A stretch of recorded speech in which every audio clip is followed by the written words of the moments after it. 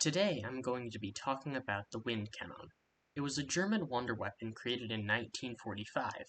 The cannon was supposed to create waves of air strong enough to destabilize low-flying enemy aircraft.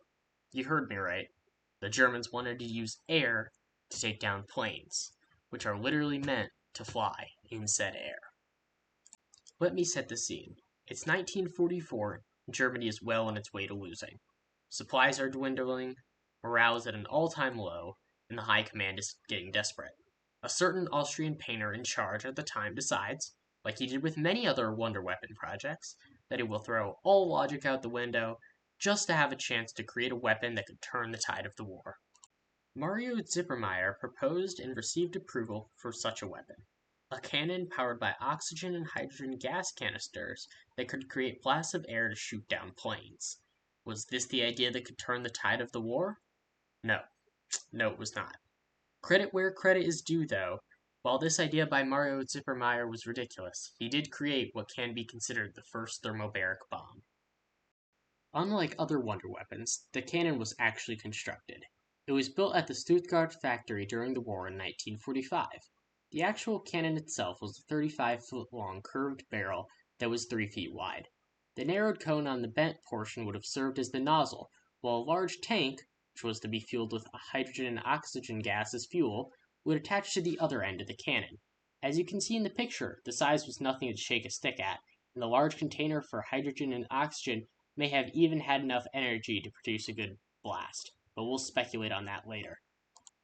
It seems to have been planned to be mounted on a railcar, as seen in this diagram.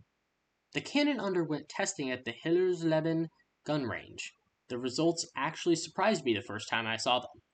The wind cannon, in perfect conditions albeit, was found to be able to break a 25mm thick wooden board at distances up to 200 meters, and it was able to break a 100mm thick wooden board at 180 meters.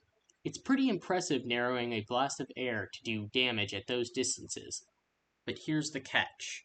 It doesn't appear the wind cannon could aim side to side, and considering how much it would weigh, elevating or depressing the weapon would be a long process. While dive bombers could get down low as 30 meters, well within the effective range, it would be near impossible to aim the cannon to hit said planes. On top of that, dive bombers release their payload at 1,000 to 2,500 feet, or 305 to 762 meters, well outside the range of the wind cannon. Despite these glaring issues that would render the cannon useless, it was deployed to a bridge on the Elbe River, where it failed to produce any results whatsoever. From there, it was lost to history, with no records about what ended up happening to the strange contraption. Now onto some speculation about the wind cannon. Doing some calculations on ChatGPT, because I am not an expert in the math I'm about to cover, it would have realistically taken around 1 to 5 megajoules of energy, or the energy of 0.2 to 1.2 kilograms of TNT, to produce the blasts of pressure seen in the testing at Hillersleben. But that is assuming the beam of air, so to speak, was focused enough not to disperse. But it's German engineering, so I'm giving them the benefit of the doubt there. The problem is that those numbers don't transfer well over to disrupting actual planes. Disrupting a plane could be anything from turbulence to physical damage. A 5 psi overpressure on a wing or fuselage would cause the pilot to lose enough control to certainly crash, especially only 200 meters off the ground. But planes are a lot stronger and sturdier than wooden boards.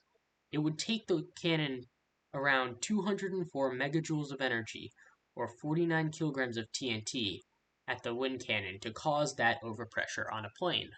While that may sound reasonable at first, a high explosive shell for an 8.8 centimeter flak cannon, the gold standard of German anti-air, only contains the equivalent of 0.7 kilograms of TNT, or 2.9 megajoules of energy. If you're picking up what I'm putting down, I'm saying that the wind cannon needs 70 times the explosive energy of a normal anti-air cannon. It can barely aim, it has 1/40th of the range, and it's not even proven to work, unlike the 8.8 centimeter flak cannon that's been tearing planes apart for 17 years at that time. Don't even get me started on the fuel mixture of hydrogen and oxygen gas. Ignoring the glaring issues such as safety, the production would be costly and under constant threat of Allied bombardment. Overall, the wind cannon is a pipe dream that uses woefully untested and inefficient technology to try to capture a fragment of what a single 8.8 centimeter anti-air cannon could do. There would have been no feasible way to ever deploy more than one, and the difference they'd make would be worse than negligible from all the production costs and accidents sure to occur while operating the cannon. If the entire project could be summed up in a phrase, it'd be, if it ain't broke, don't fix it. Thanks for watching. I hope you enjoyed the speculative part of the video. Please let me know if I need more interesting backgrounds or more editing for the videos to be entertaining. Leave any future video ideas in the comments. I'll see y'all next time.